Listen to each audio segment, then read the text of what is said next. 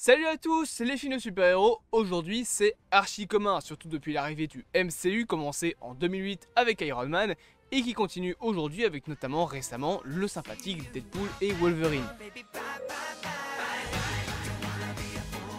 Mais avant d'avoir tous les films du MCU là, hein, Iron Man, Ant-Man, les Avengers, etc.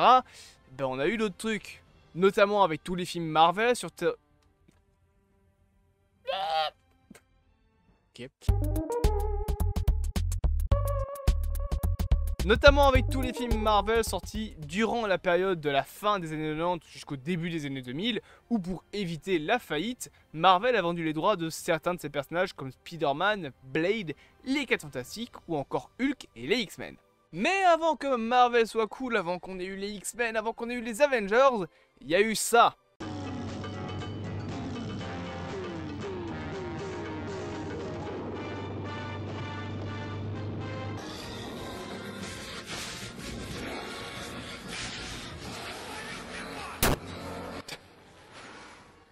Ouh putain, on va bien se marrer. Et justement, je vous propose de commencer avec cette vidéo où on parlera aujourd'hui du film Doctor Strange. Et j'espère que le costume est...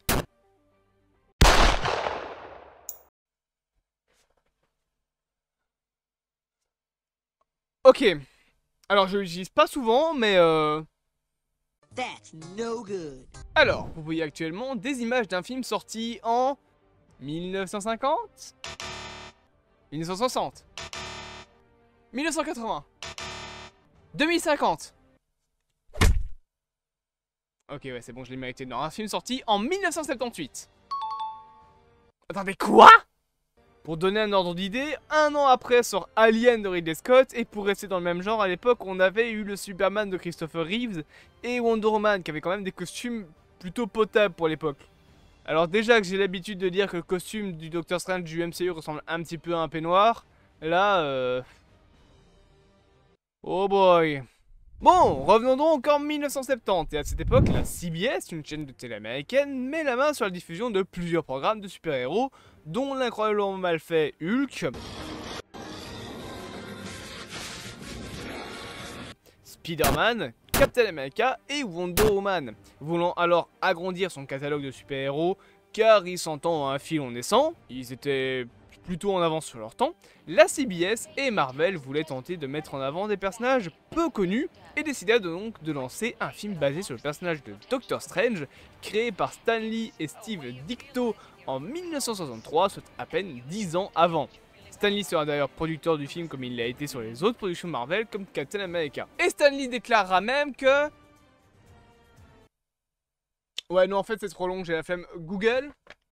J'ai probablement eu le plus important sur ce projet. Je suis devenu un bon ami du scénariste et producteur. J'ai été satisfait de Doctor Strange et de l'incroyable Hulk. Je pense que Doctor Strange aurait pu faire beaucoup mieux en termes d'audience. Sauf qu'il était diffusé en phase de route. Ce sont les seules expériences que j'ai eues avec la télévision en direct.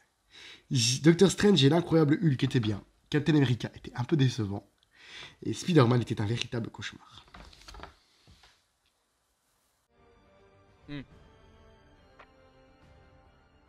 Merci Google. Philippe de Guéret, un vétéran de la télévision, est alors choisi pour scénariser, réaliser, produire le film. Le film profitera d'un budget conséquent pour l'époque, en tout cas c'est ce qu'en dit Wikipédia. Oui je sais, normalement faut diversifier ses sources, mais bon le film est tellement vieux et peu connu que en fait il n'y a aucune info nulle part. Le tournage du film se fera dans les décors de Universal Studios à Los Angeles, et ce sera d'ailleurs plusieurs fois repoussé à cause des effets spéciaux et des fonds verts qui prenaient beaucoup de temps à l'époque, son réalisateur ayant beaucoup d'ambition pour le film. Ah bah alors j'espère que les effets spéciaux sont de qualité.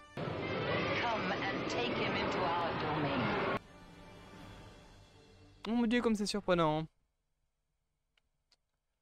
J'ai pas un flingue qui traîne moi? Non il est pas chargé. Bon. Bah tant pis. Google, prends la relève, il me faut un verre. Mais tu ne bois pas? C'est peut-être le moment pour commencer, hein.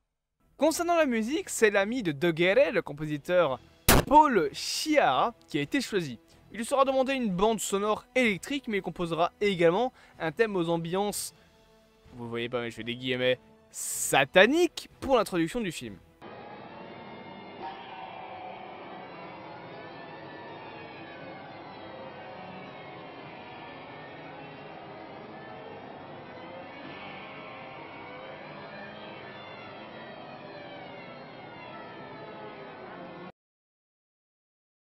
Le film, justement, sortira finalement sur CBS avec une première diffusion le 6 septembre 1978.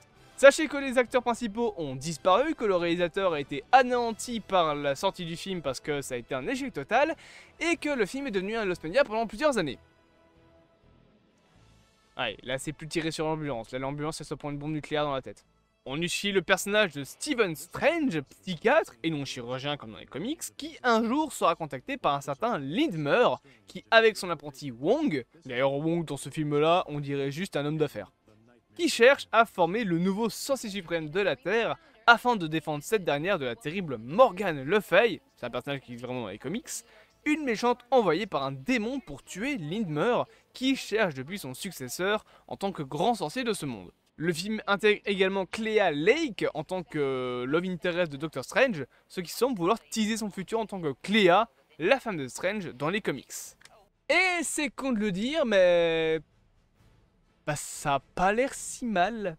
Alors ok, ça a mal vieilli, c'est moche, ça a pris des libertés par rapport aux comics, mais bon, faut rappeler qu'on est en 1978, les films de super-héros sont très loin d'être les gros succès qu'on connaît, c'est à peine des films qui sortent sur la télé à l'époque, donc on est clairement pas sur des gros budgets, et le premier film de grande envergure sort pas avant l'année d'après. J'appelle encore une fois qu'à l'époque, les films de super-héros qui sortaient, c'était les premiers Captain America. Vous savez, le film où il faut attendre 1h30 avant qu'il devienne Captain America? Bon bah là au moins le film est assez court donc faut pas attendre 1h30. Et étrangement, bizarrement, bah, j'ai envie de lui donner un petit peu sa chance au film. Donc vous savez quoi? J'arrive, je vais aller le voir. Bon, moralité, c'est gentil d'avoir essayé mais je préfère quand même la version du MCU. Hein.